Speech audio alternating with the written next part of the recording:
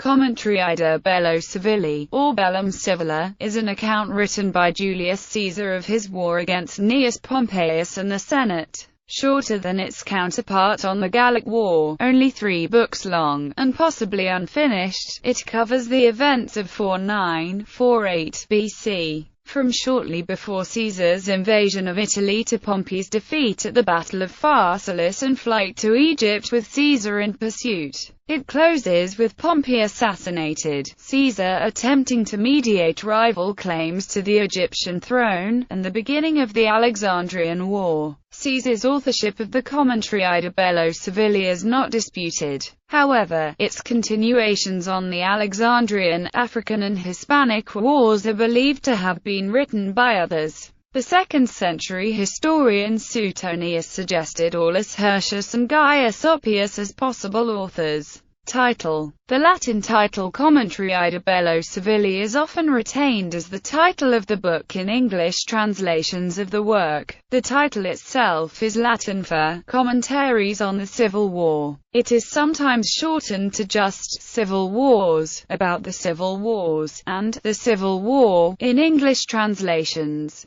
Contents: Caesar organized his commentaries into 3 separate books, at that time written on individual scrolls. Each book is subdivided into numbered paragraphs. The books covers a 2-year period discussing the Roman Civil War during 49 and 48 BC. As governor of Gaul, Caesar presents himself as the victim of a conspiracy occurring in Rome led by his own political enemies, including Gnaeus Pompeius, Scipio, and Marcus Cicero. Throughout the commentaries he presents his cause as a noble one to restore order and return peace to the Roman people, while showing how his actions were justified. He also commonly presents himself as a humane liberal on the Epicurean model. Caesar omits many details of the military campaigns, focusing in large part on the larger strategic situation and the reasoning behind the actions occurring. Written as a narrative, the book begins with the expiration of Caesar's term as governor of Gaul and the party dominating the Roman Senate ordering him to return to the city, to face charges of misconduct and possible execution. Caesar explains how he was wronged by Pompeius and his cohorts,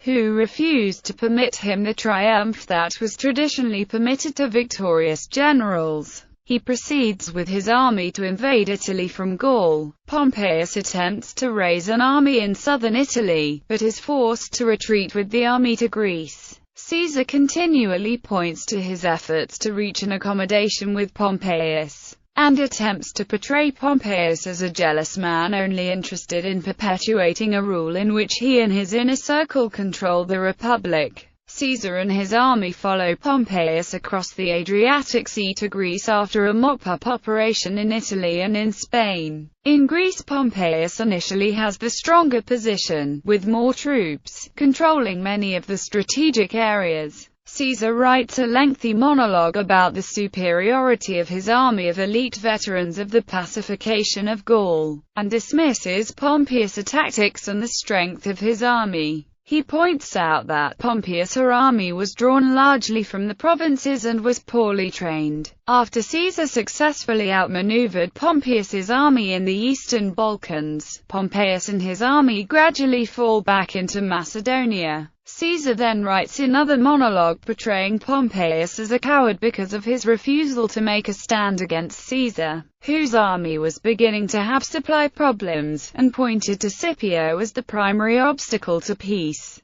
Caesar describes Scipio as a maniacal and untrustworthy but weak villain concerned only with destroying Caesar. Scipio raises a personal army of his own from his provinces in Asia Minor and moves to reinforce Pompeius. The book climaxes with the Battle of Facilis in June 48. The lengthy battle and siege resulted in a decisive victory by Caesar's army. Pompeius and his cohorts flee to other areas of the Republic in an attempt to reverse their fortunes. Caesar then leads his army across the Mediterranean Sea in pursuit of Pompeius, who had landed in Egypt. There Pompeius was murdered, according to Caesar, by the Egyptians. Caesar ends the book with an epilogue on the Egyptians' lack of justification for killing Pompeius. He then proceeds to explain his reasoning for occupying Egypt with his army, using a succession crisis among the Egyptian royal family as his pretense.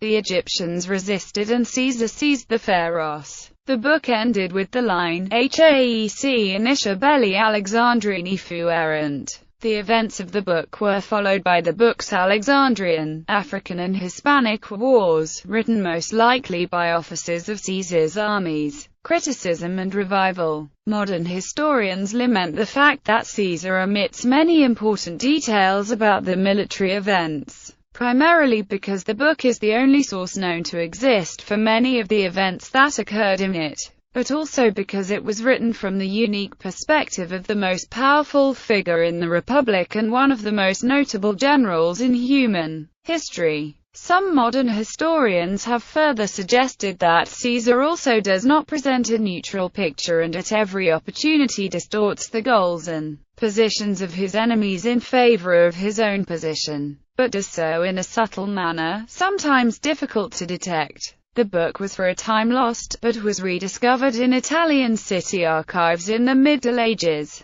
The oldest known manuscripts of the commentaries date to the 10th century AD. Parts of the book have remained lost though, with at least 16 passages known to be missing. Given its much shorter length when compared to Caesar's other works, and its abrupt ending, it is possible that he never finished the work, or that a significant part may still be missing. In 1469 the commentaries were republished in Rome, from which edition most modern copies are now derived. In 1809 Napoleon I, Emperor of the French, ordered a detailed look at the works of Caesar. The Commentarii de Bello Civili, along with his other works, were compiled into the Histoire de Jules César, and served as an important history that renewed interest in Caesar. The Commentarii de Bello Civili, along with Caesar's other literary works, became staple reading for Latin studies around the world because of the quality and excellent grammar employed by Caesar in his writings.